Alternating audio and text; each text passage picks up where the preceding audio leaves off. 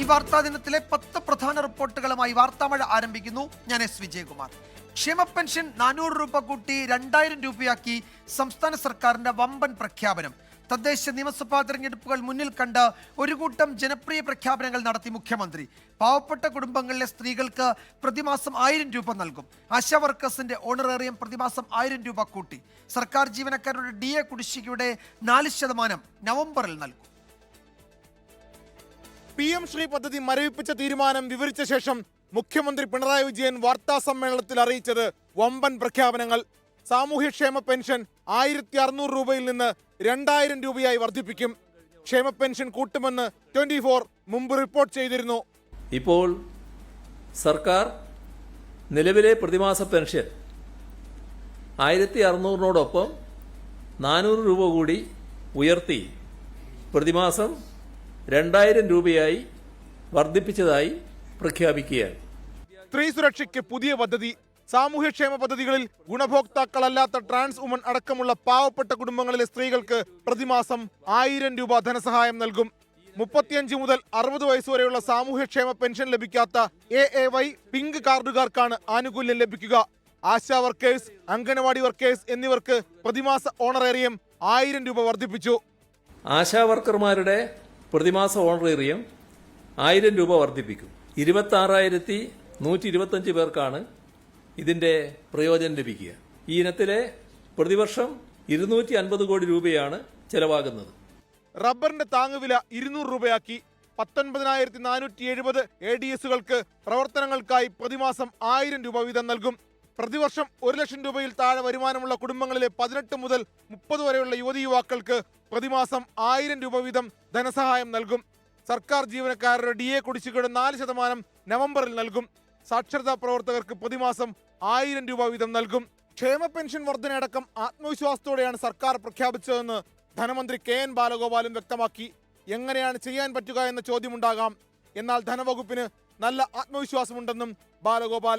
നല്ല ആത്മവിശ്വാസത്തോടു കൂടിയാണ് ഗവൺമെന്റ് ഈ കാര്യം കാണുന്നത്. ധനകാര്യ വകുപ്പിന് നല്ല ആത്മവിശ്വാസം ഉണ്ട് എന്നുള്ളതുകൊണ്ടാണ് ഈ കാര്യങ്ങൾ ചെയ്യാൻ പോകുന്നത്. 24 തിരുവനന്തപുരം.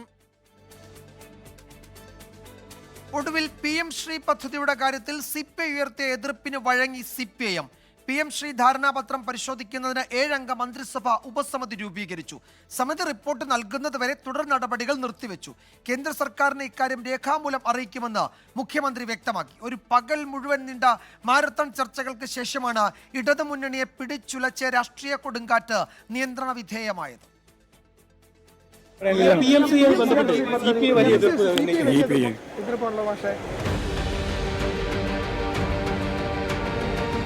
പക്ഷേ CPM സംസ്ഥാന സെക്രട്ടറി MV ഗോവിന്ദൻ കരുതിയതുപോലെ ആയിരുന്നില്ല PM ശ്രീ വിഷയത്തിൽ കാര്യങ്ങൾ അവസാനിച്ചത്. CPI കടുപ്പിച്ചപ്പോൾ CPMന് അയയാതെ വഴിയുണ്ടായിരുന്നില്ല. അങ്ങനെ PM ശ്രീയിൽ U-ടേൺ. പദ്ധതി പഠിക്കാൻ 7 അംഗ മന്ത്രിസഭ ഉപസമിതി. റിപ്പോർട്ട് വരുന്നതുവരെ തുടർ നടപടികൾ ഉണ്ടാകില്ല. ഇക്കാര്യം കേന്ദ്രത്തെ രേഖാമൂലം അറിയിക്കുമെന്ന് മുഖ്യമന്ത്രി തന്നെ വിശദീകരിച്ചു. ആ പദ്ധതി നടപ്പാക്കുന്നത് സംബന്ധിച്ച് റിവ്യൂ നടത്താൻ തീരുമാനിച്ചിട്ടുണ്ട്. ഈ കാര്യം പരിശോധിച്ച് റിപ്പോർട്ട് ലഭ്യമാക്കുന്നതിന് 7 അംഗങ്ങളുള്ള ഒരു മന്ത്രിസഭാ ഉപസമിതിയും രൂപീകരിച്ചിട്ടുണ്ട്. PMC നടപ്പാക്കുന്നതുമായി ബന്ധപ്പെട്ടുള്ള തുടർ നടപടികൾ ഈ റിപ്പോർട്ട് വരുന്നതുവരെ നിർത്തിവെക്കുന്നതാണ്. ആ കാര്യം കേന്ദ്ര സർക്കാരിനെ കത്ത് മുഖേന അറിയിക്കുകയും ചെയ്യും.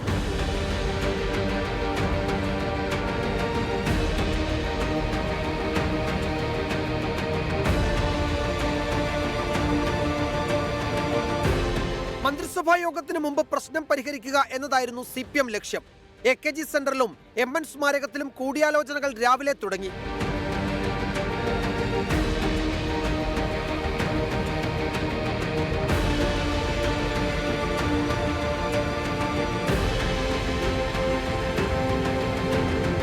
മുഖ്യമന്ത്രിയും പാർട്ടി ജനറൽ സെക്രട്ടറിയും സംസ്ഥാന സെക്രട്ടറിയും AKG സെന്ററിൽ എത്തിയതോടെ CPI നേതൃത്വത്തിന് കൈമാറേണ്ട സമവായ ഫോർമുല രൂപപ്പെട്ടു. MN സ്മാരകത്തിലും തിരക്കിട്ട ചർച്ചകൾ. CPI സംസ്ഥാന സെക്രട്ടറി ബിനോയ് വിശ്വവും കേന്ദ്ര സെക്രട്ടേറിയറ്റ് അംഗം K പ്രകാശ് ബാബുവും കൂടിയാലോചനയിൽ. 24-ലൂടെ ഒരു പുതിയ വിവരം നമ്മൾ പുറത്തുവിടുന്നു. CPIയുടെ സമ്മർദ്ദത്തിന് വഴങ്ങുന്നു എന്നതാണ് ഏറ്റവും പുതിയ വിവരം.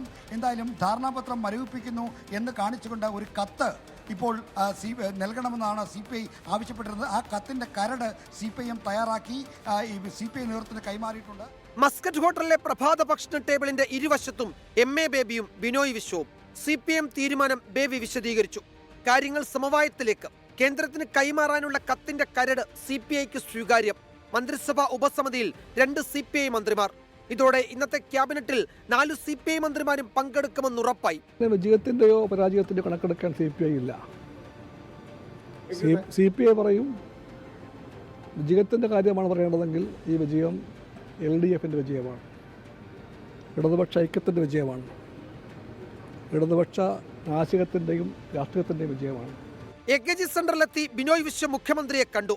മുഖ്യമന്ത്രി മാധ്യമപ്രവർത്തകരെ കാണുമെന്ന് സ്ഥിരീകരിച്ചത് ഡൽഹിയിൽ അജോയ് ഭവനിൽ D. രാജ ആയിരുന്നു. There is some positive development that government will take a position to convey this to union government and the chief minister will explain. സമീപകാലത്ത് രാഷ്ട്രീയ കേരളം സാക്ഷ്യം വഹിച്ച ഉദ്വേഗഭരിതമായ മണിക്കൂറുകൾക്ക് ശേഷം അങ്ങനെ സമവായം.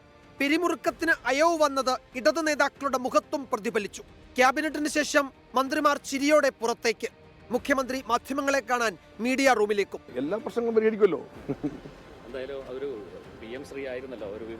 ഏത് പ്രശ്നമായാലും പരിഹരിക്കും. പ്രശ്നങ്ങൾ ഉണ്ടാവുന്നതെല്ലാം പരിഹരിക്കും. അതിനെല്ലാം ഇടതുപക്ഷ ജനാധിപത്യ മുന്നണിക്ക് അതിൻ്റെതായ സംവിധാനങ്ങളുണ്ട്. Political desk 24.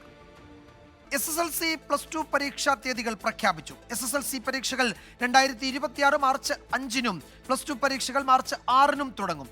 ഫലപ്രഖ്യാപനം മെയ് മാസത്തിൽ നടത്തുമെന്ന് വിദ്യാഭ്യാസ മന്ത്രി അറിയിച്ചു.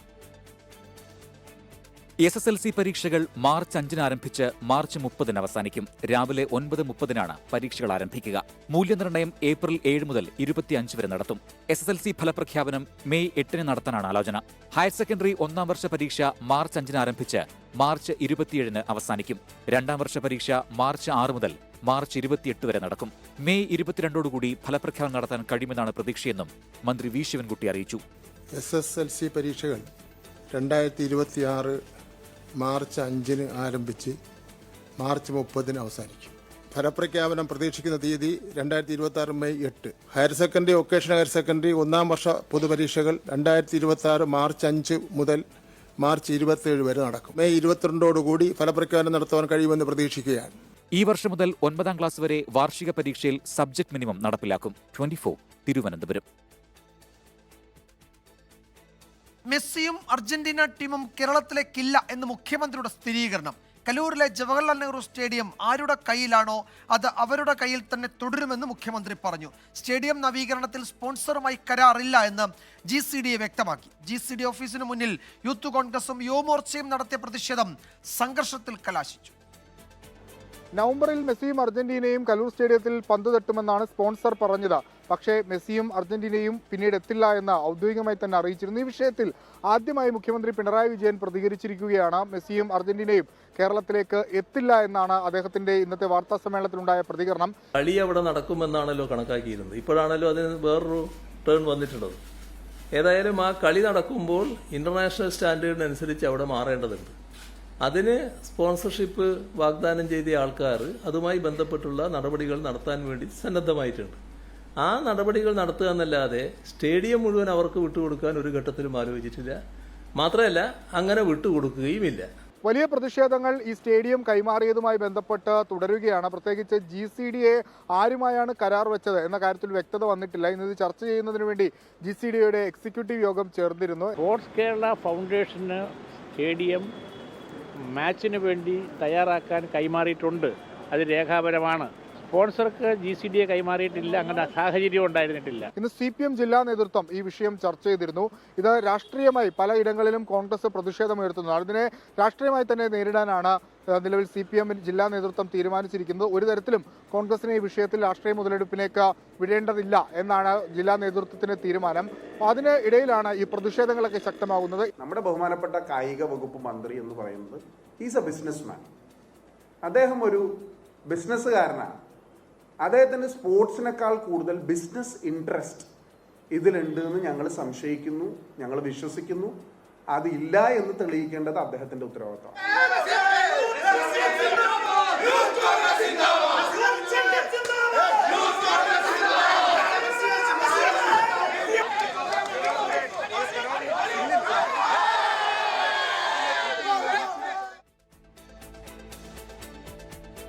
നിയമസഭാ തെരഞ്ഞെടുപ്പിൽ കേരളത്തിൽ കോൺഗ്രസിന് മുഖ്യമന്ത്രി സ്ഥാനാർത്ഥി ഉണ്ടാകില്ല.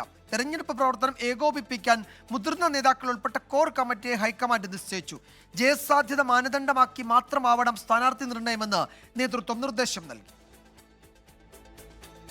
തിരഞ്ഞെടുപ്പ് ഘട്ടത്തിൽ തീരുമാനമെടുക്കാൻ KPCCയോ രാഷ്ട്രീയകാര്യ സമിതിയോ വിളിക്കുക പ്രായോഗികമല്ലെന്ന വിലയിരുത്തലിലാണ് കോർ കമ്മിറ്റിയെ ഏകോപന ചുമതല ഏൽപ്പിക്കുന്നത്. കേരളത്തിൽ നിന്നുള്ള AICC ജനറൽ സെക്രട്ടറിമാർ, പ്രവർത്തക സമിതി അംഗങ്ങൾ, KPCC അധ്യക്ഷൻ, പ്രതിപക്ഷ നേതാവ്, UDF കൺവീനർ, വർക്കിംഗ് പ്രസിഡന്റുമാർ, KPCC മുൻ അധ്യക്ഷന്മാർ എന്നിവർ കോർ കമ്മിറ്റിയിൽ അംഗങ്ങളാകും. KPCC ഭാരവാഹികളുടെയും രാഷ്ട്രീയകാര്യ സമിതിയുടെയും യോഗം മുറ പോലെ നടക്കുമെങ്കിലും അവയ്ക്ക് മുകളിൽ അനൌദ്യോഗിക സമിതിയായി ഇത് പ്രവർത്തിക്കും. പാർട്ടി ജയിക്കും മുൻപേ മുഖ്യമന്ത്രിയാകാൻ ചിലർ മത്സരിക്കുന്നുവെന്ന് ഹൈക്കമാൻഡിന് മുന്നിൽ ഇന്നലെ ചിലർ പരാതി ഉന്നയിച്ചിരുന്നു. പരാതികൾ പരിഗണിച്ച കോൺഗ്രസ് അധ്യക്ഷൻ മല്ലികാർജ്ജുൻ ഖർഗെയും രാഹുൽ ഗാന്ധിയും കേരളത്തിൽ പാർട്ടിക്ക് മുഖ്യമന്ത്രി മുഖം ഉണ്ടാകില്ലെന്നും നേതാക്കൾ ഐക്യത്തോടെ പോകണമെന്നും സംസ്ഥാനത്ത് ജയം ഉറപ്പാക്കണമെന്നും സംയുക്ത യോഗത്തിൽ നിർദ്ദേശിച്ചു. 24 ഡൽഹി. തെരഞ്ഞെടുപ്പ് പ്രചാരണ ചൂടിൽ ബീഹാർ. പ്രധാനമന്ത്രി വോട്ട് മോഷണം നടത്തുന്ന തിരക്കിലെന്ന രാഹുൽ ഗാന്ധി. ലാലു പ്രസാദ് യാദവ് മകൻ തേജസ്വി യാദവിനെ മുഖ്യമന്ത്രിയാക്കാൻ ആഗ്രഹിക്കുന്നുവെന്നും സോണിയാഗാന്ധി രാഹുൽ ഗാന്ധിയെ പ്രധാനമന്ത്രിയാക്കാൻ ആഗ്രഹിക്കുന്നു എന്നും, എന്നാൽ ഈ 2 സ്ഥാനങ്ങളും ഒഴിഞ്ഞു കിടക്കുകയല്ല എന്നും അമിത്ഷായുടെ മറുപടി. ബീഹാറിൽ തെരഞ്ഞെടുപ്പ് പ്രചാരണം ചൂടുപിടിക്കുകയാണ്. മഹാസഖ്യത്തിന്റെ തെരഞ്ഞെടുപ്പ് പ്രചാരണത്തിനായി രാഹുൽ ഗാന്ധി ഇന്ന് ബീഹാറിലെത്തി. അതേസമയം NDAയുടെ തെരഞ്ഞെടുപ്പ് പ്രചാരണത്തിന് നേതൃത്വം നൽകാൻ കേന്ദ്ര ആഭ്യന്തരമന്ത്രി അമിത്ഷായും ഇന്ന് ബീഹാറിലേക്ക് എത്തിയിട്ടുണ്ട്. വിവിധ മേഖലകൾ കേന്ദ്രീകരിച്ച നേതാക്കൾ പൊതുസമ്മേളനത്തിലും ഒപ്പം തന്നെ റാലികളിലും പങ്കെടുത്തു.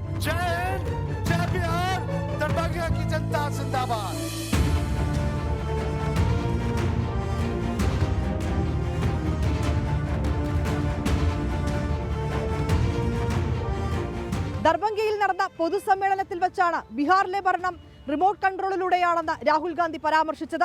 ഒപ്പം പ്രധാനമന്ത്രി നരേന്ദ്രമോദിക്കെതിരെയും രാഹുൽ ഗാന്ധി ചില പരാമർശങ്ങൾ മുന്നോട്ട് വെച്ചു. പ്രധാനമന്ത്രിക്ക് പ്രധാനം ജനങ്ങളുടെ വോട്ട് മാത്രമാണെന്നും വോട്ട് ലഭിക്കാൻ പ്രധാനമന്ത്രി വേദിയിൽ നൃത്തം വരെ ചെയ്യുമെന്നുമായിരുന്നു രാഹുൽ ഗാന്ധിയുടെ പരാമർശം. मैंने पिछली मीटिंग में कहा, देखो भैया, चुनाव से पहले आप मोदी जी से कुछ भी करवाना चाहते हो करवा सकते हो.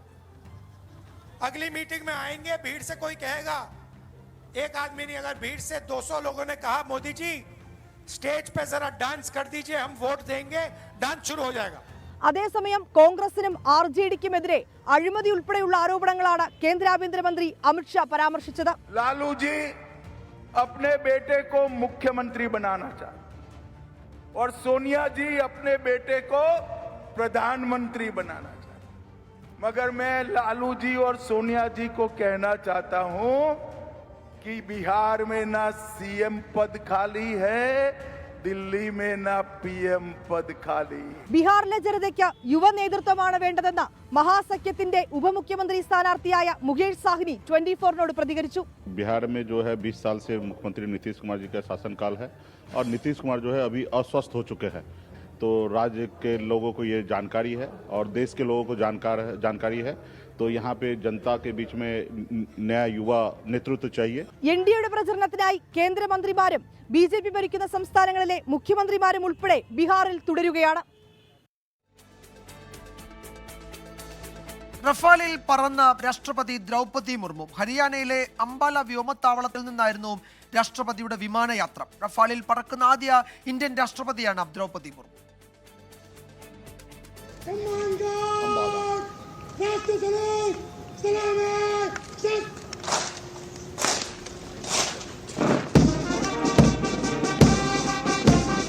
രാവിലെ അംബാല വ്യോമസേനാ താവളത്തിലെത്തിയ രാഷ്ട്രപതി ദ്രൗപദി മുർമുവിന് ഗാർഡ് ഓഫ് ഓണർ നൽകി സ്വീകരിച്ചു. തുടർന്ന് വ്യോമസേനാ മേധാവി എയർ ചീഫ് മാർഷൽ AP സിംഗിന്റെയും മുതിർന്ന ഉദ്യോഗസ്ഥരുടെയും സാന്നിധ്യത്തിൽ സർവ്വസൈന്യാധിപ റഫാൽ കോക്പിറ്റിലേക്ക്.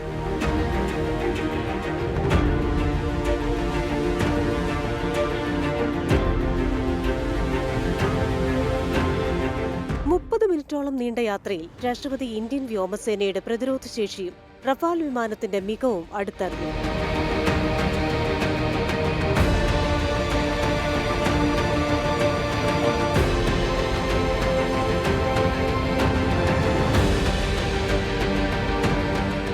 ഫ്രാൻസ് നിർമ്മിത 4ാം തലമുറ പോർവിമാനമായ റഫാൽ 2020 ഇന്ത്യൻ വ്യോമസേനയുടെ ഭാഗമായ ശേഷം രാജ്യത്തിന്റെ വ്യോമ പ്രതിരോധ രംഗത്തെ നിർണായക ശക്തിയായി മാറിയിരുന്നു.